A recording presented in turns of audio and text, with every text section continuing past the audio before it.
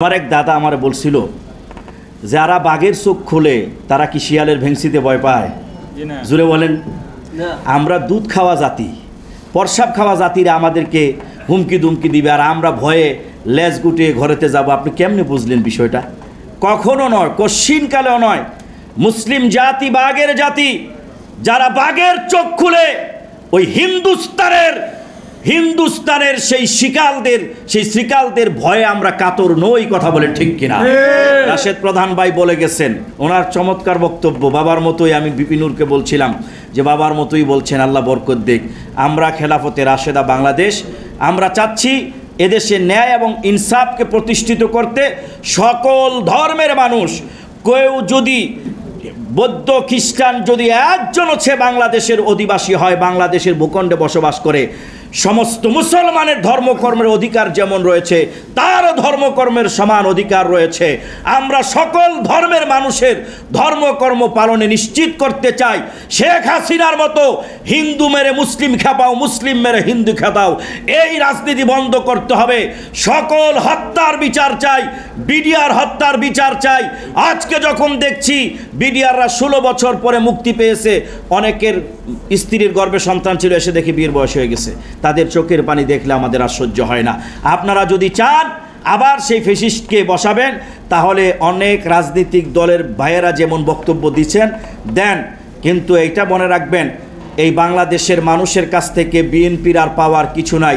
ছেলেরা, মাসুম বাচ্চারা, ওই রুহুল কবির রিজভী সাহেবের বক্তব্যে বলি, কলেজ স্কুলের ছাত্ররা, মাসুম বাচ্চারা আমাদেরকে মুক্ত করেছে। ওই মাসুম বাচ্চাদের আন্দোলন, হ্যাঁ দীর্ঘ সময়টা আমাদের আন্দোলন সংগ্রাম ছিল, কিন্তু তারা সর্বশেষ আল্লাহ রাব্বুল আলামিন তাদের মাধ্যমে আমাদেরকে একটা মুক্তির ব্যবস্থা করেছেন।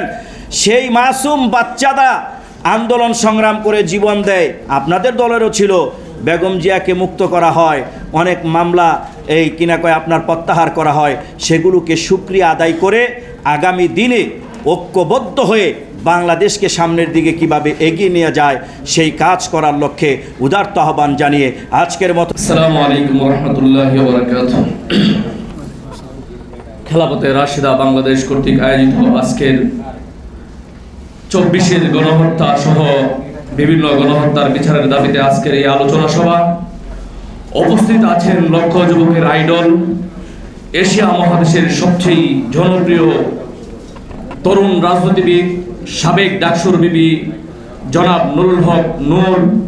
উপস্থিত আছেন জিনার বাবাকে আমি নানা বলে ডাকতাম, আর উনি আমাকে বলতো জং চলতে হে নাতি, শফিউল আলম প্রধান সাহেব, তিনি আমাকে নাতি বলে সম্বোধন করতে, ওনারই সুযোগ্য সন্তান।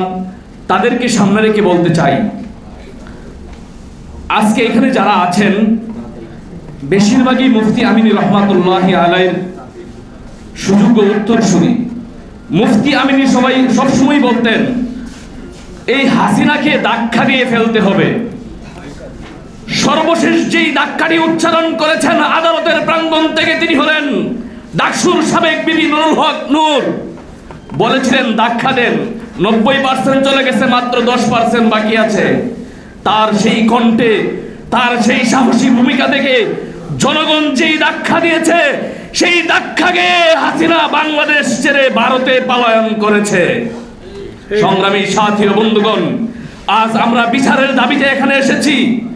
24 গণহত্যার বিচার তো হবেই, তার আগে অনেক বিচার বাকি আছে।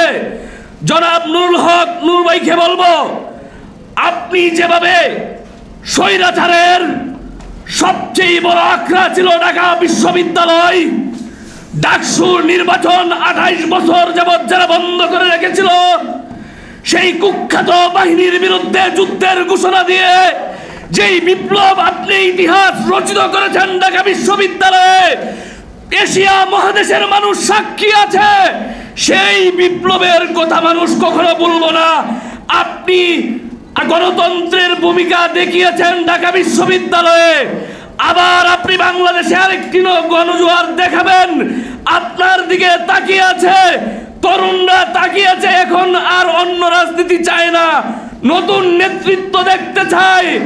আপনি খেলাফতে রাশেদা সহ তারুণ্যের যেই সংগঠনগুলো আছে, তাদেরকে নিয়ে আপনি ডাক দেন। অবশ্যই গণহত্যার বিচার হবে 24-এর, শাপলা চত্বরের বিচার হবে, বিচার হবে পিলকার হত্যার, বিচার হবে যাদেরকে গুম করা হয়েছিল, বিচার হবে যাদেরকে আইনগরে রেখেছিল, বিচার হবে যাদেরকে সমুদ্রে ডুবিয়ে মেরেছে তাদেরকে, বিচার হবে যারা ক্রস পার করে আমার ভাইদেরকে হত্যা করেছে তাদেরকে। আমি বলতে চাই, আমাদের গণ অধিকারের ইতিহাস রক্তের সমুদ্রের উপর দাঁড়িয়ে ইতিহাস সৃষ্টি করার ইতিহাস। আপনারা নুরুভাইয়ের হাতকে শক্তিশালী করতে এগিয়ে আসুন। খেলাফতের রাশেদাও ইনশাআল্লাহ আগামীতে ভূমিকা রাখবে। মির্জা ইয়াসিন আরাফাত, মাওলানা মির্জা ইয়াসিন আরাফাত, আল্লাহু আকবার। খেলাফতের রাশেদা জিন্দাবাদ, জিন্দাবাদ, জিন্দাবাদ। ইয়াসিন আরাফাত ভাই জিন্দাবাদ, জিন্দাবাদ, জিন্দাবাদ। আসসালামু আলাইকুম ওয়া রাহমাতুল্লাহি ওয়া বারাকাতুহু। সমস্ত প্রশংসা মহান আল্লাহ তাআলার জন্যে, অগণিত দুরুদ ও সালাম প্রিয় নবী হযরত মুহাম্মদ মুস্তাফা সাল্লাল্লাহু আলাইহি ওয়াসাল্লামের উপর। আজকের প্রোগ্রামে উপস্থিত প্রধান অতিথি, সাবেক ভিপি, গণ অধিকার পরিষদ সভাপতি জনাব নুরুল হক নূর, উপস্থিত আছেন আমাদের বিশেষ অতিথি রাশেদ প্রধান ভাই এবং আজকের সভাপতি খেলাফতে রাশেদা বাংলাদেশের সম্মানিত সংগ্রামী সুযোগ্য চেয়ারম্যান মুফতি আজহারুল ইসলাম, নেতৃবৃন্দ, সাংবাদিকবৃন্দ, আমরা সকলেই অবগত আছি বর্তমান সময়টিতে আমরা কুল কিনারা পাচ্ছি না। কারণ বিগত 15.5 বছর যেভাবে এই দেশটিকে খুল্লামখা করে দিয়েছে, আমরা অল্প কয়েকদিনের ভিতরে ভালো একটি পজিশনে চলে যাব তা বিশ্বাস করি না। একটি মানুষ 2 ঘন্টা ঘুমালে, ঘুম থেকে উঠলে তার ঘোর কাটতেও কিছু সময় লাগে। তো আজকের এই প্রোগ্রামে যারা এসেছেন আমি প্রত্যেককে আন্তরিক অভিনন্দন এবং মোবারকবাদ জানাই। যারা এই ফ্যাসিস্ট সরকারের বিরুদ্ধে আন্দোলন সংগ্রাম করে শহীদ হয়েছেন তাদের আত্মার মাগফিরাত কামনা করছি। যারা অসুস্থ রয়েছেন তাদের সুস্থতা কামনা করছি। সাথে সাথে আমি স্মরণ করছি বাংলাদেশের ভাগ্য আকাশে যে একটি সূর্য ইসলামী মূল্যবোধে বিশ্বাসী মানুষদেরকে ঐক্যবদ্ধ করার ক্ষেত্রে আজীবন সংগ্রাম করে গেছেন আমার শায়েখ ও মুর্শেদ, যিনি আমার রাহবার মুফতি ফজলুল হক আমিনী রহমতুল্লাহ আলাইকে স্মরণ করছি, দোয়া করছি আল্লাহ রাব্বুল আলামিন যেন তার কবরকে জান্নাতের বাগান করে দেন। জামায়াত ইসলামী বাংলাদেশ সহ অন্যান্য ইসলামিক দলের নেতাকর্মীদের উপরে যেই জুলুম করা হয়েছে, ফাঁসি দেওয়া হয়েছে, যারা এই ফ্যাসিস্ট হাসিনার নির্যাতনের কবল ইন্তেকাল করেছে, আল্লাহ যেন তাদেরকে শহীদ হিসাবে কবুল করেন, আমিন। প্রিয় ভাই ও বন্ধুরা আমার, আমি আজকে ভিপি নূরকে এবং রাশেদ প্রধানকে সামনে রেখে আপনাদের সামনে রেখে একটি কথা বলতে চাই।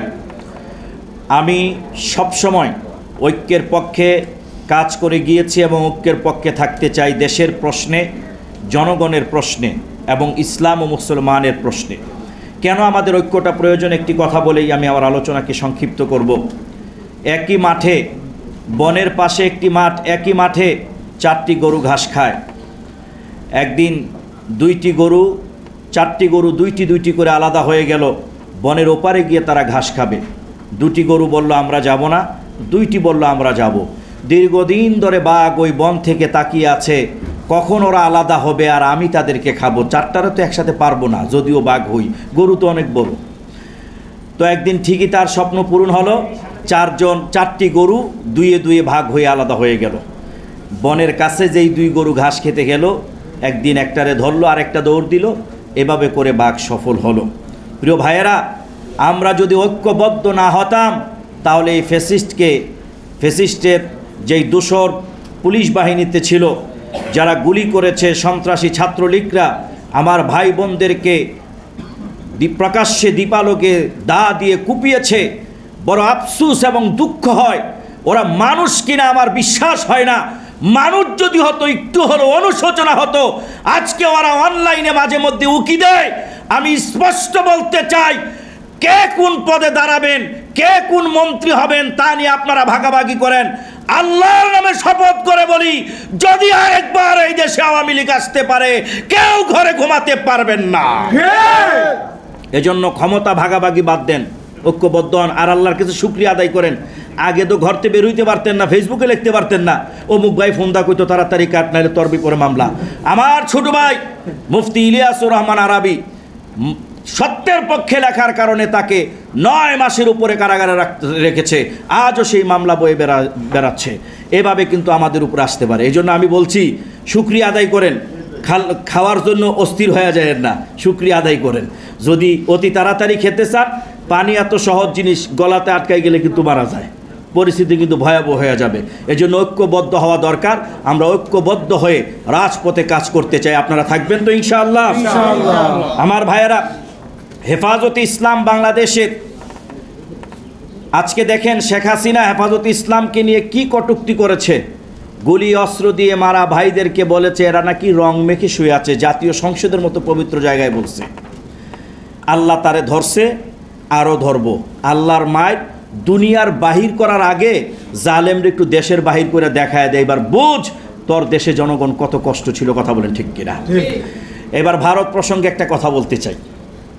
বিশ্বের গণহত্যা সহ বিচার বহির্ভূত সকল হত্যাকাণ্ডের বিচারের দাবিতে এবং দেশ বিরোধী সকল ষড়যন্ত্র আগ্রাসনের মোকাবেলায় করণীয় শীর্ষক আলোচনায় সবার সম্মানিত মাননীয় প্রধান অতিথি সাবেক ভিপি জনাব নুরুল হক নুরু সাহেব সহ আরও উপস্থিত আছেন বিশেষ অতিথি জনাব রাশেদ প্রধান সাহেব এবং আমাদের খেলাফতে রাশেদার কেন্দ্রীয় নেতৃবৃন্দ ও দেশের সূর্য সন্তান সাংবাদিক বন্ধুরা, আমি অতি সংক্ষেপে একটা কথাই বলছি, সেটা হলো আমরা গণহত্যার বিচার চাই। শুধু গণহত্যা নয়, এই দেশে যত ধরনের বিচার বহির্ভূত হত্যাকাণ্ড হয়েছে সবগুলোর বিচার আমরা আমাদের খেলাফতে রাশেদা বাংলাদেশের